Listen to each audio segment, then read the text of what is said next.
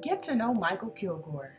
The singer, songwriter, and activist talks about his album, A Man Born Black, and making music with a very important message.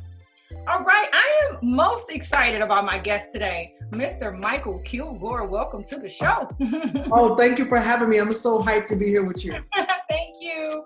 All right, well, welcome to the show. Although we are just meeting, let me announce I am a fan of your talent already. Yeah, now I'm blushing. I was all on iTunes, like, let me find this album. It's so good. Thank you so much. You're welcome. As a singer, songwriter, and activist, which I love, what inspired your affinity for creating music? Well, for me, I think it is just my way of trying to let people know who I am. I was one of those kids who was always like, see me, because I'm real short. So I think music was my way of being big and being seen. And now as an adult, I feel like it's my way of trying to giving people a window into the real me. That's fantastic. I love that so much. And your sound is so multifaceted and your range is incredible with your soulful ballads. How do you personally describe the music that you create, from its lyricism to melody? Well, first of all, you really know how to woo a brother. You're saying all the right things and it sounds so good. But where my sound comes from? I really think it's like a mixture of all the things that my mom and my grandma and everybody that I grew up with listened to, and that input is the output. So my album is such a love letter to soul music of the 70s, 80s, 90s. There's even some 60s in there where I'm just paying tribute to all these artists who have touched my artistry so intensely, and they really have painted the whole landscape of what American music is. I want my brand to be reclaiming all this good music. Black people did that in America, so the American sound is Black sound.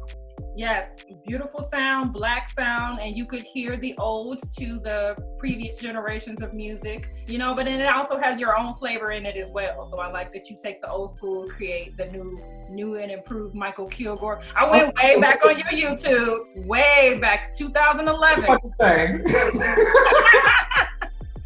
And I love how your voice still sounds the same, but I hear like a theater sound in your voice. Did you start in theater?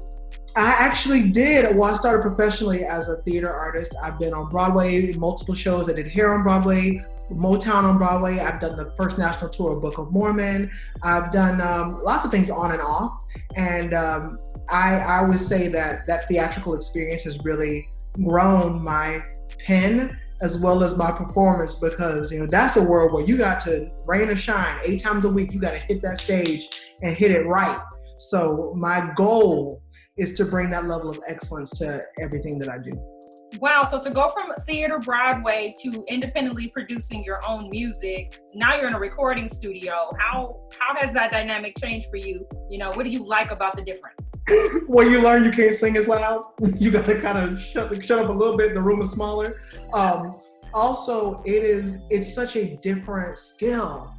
Singing in the studio and singing on stage, it's a little nerve-wracking, because you know that whatever you do is going to be the version that everyone remembers. And I have friends who are like, you sang it different. And I was like, I don't remember what I did in the studio. Like, leave me alone. 700 takes. I don't know.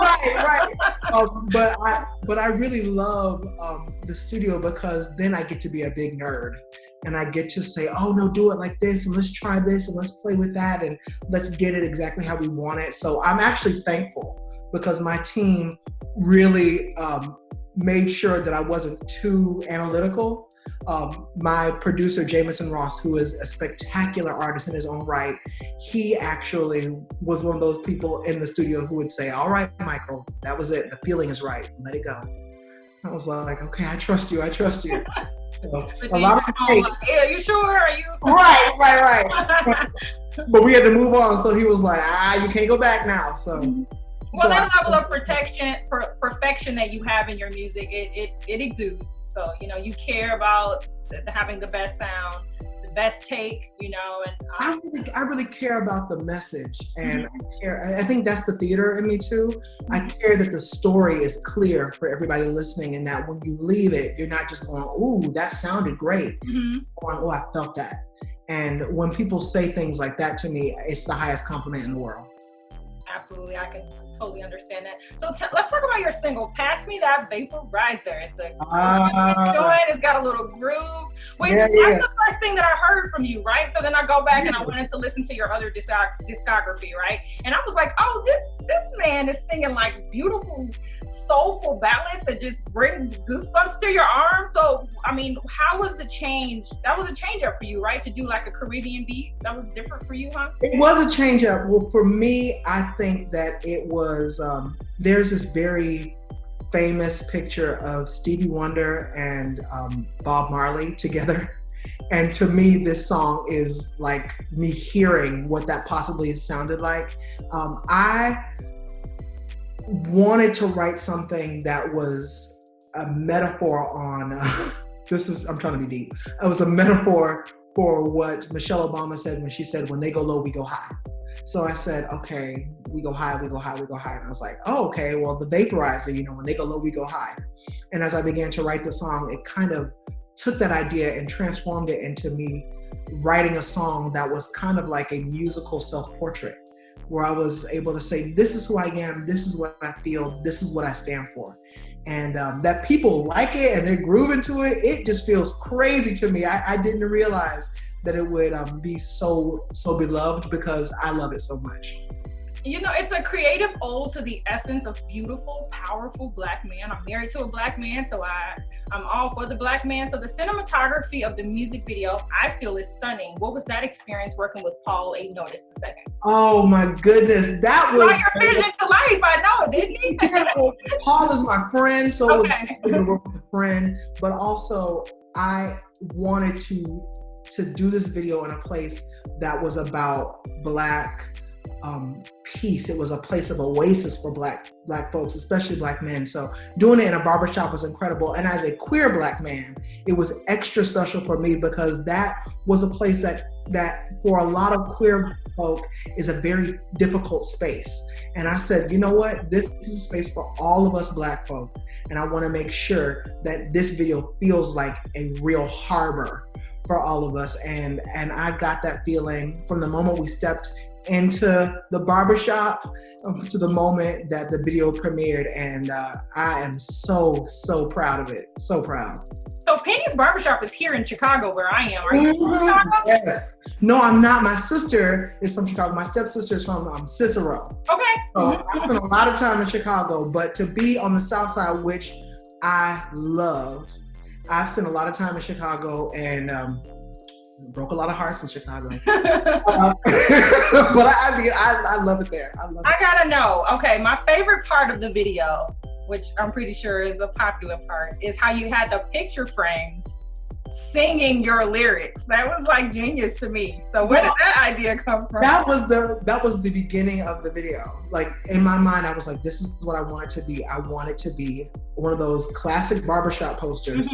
Like, and my manager, David Hargret, was like, okay, let's see if we can make that happen. And like he does with almost every one of my ideas, he just pushed until it came to life. Where did this sea of beautiful Black men come from? You just cast it? They all look good, yeah.